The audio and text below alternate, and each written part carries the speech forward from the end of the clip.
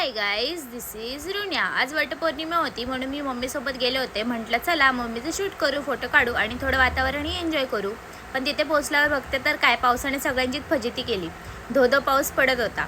पण एक गोष्ट आज मला पक्की कळली, पाऊस असो, वारा असो किंवा काहीही असो, फोटो काढायचे म्हणजे काढायचेच।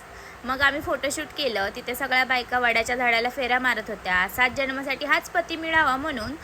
पण मला एक प्रश्न पडला, बाईनेच का 7 जन्मासाठी तोच पती मागावा? पुरुषांनीही 7 जन्मासाठी तीच बायको मागायला नको का? आणि त्याहून महत्त्वाचं, त्या पतीलाही 7 जन्मांसाठी तीच पत्नी हवी आहे का, याचं कन्फर्मेशन कोण देणार? तुम्हाला काय वाटतं? माझं म्हणणं पटतंय का? कमेंटमध्ये नक्की सांगा। त्यानंतर मी खूप गोष्टी ऑब्झर्व केल्या। शाळेत जाणारी मुलं, पावसातलं सुंदर वातावरण, लोकांचा उत्साह, सगळंच खूप छान वाटत होतं। मग मम्मी आणि त्याच्या वर्गमैत्रिणींनी झोक्याचा मनापासून आनंद घेतला। ते पाहून खरंच जुन्या आठवणी जाग्या झाल्या। एकंदरीत आजचा दिवस खूप छान गेला। Happy Vatpurnima to everyone. भेटूया पुढच्या ब्लॉगमध्ये। बाय।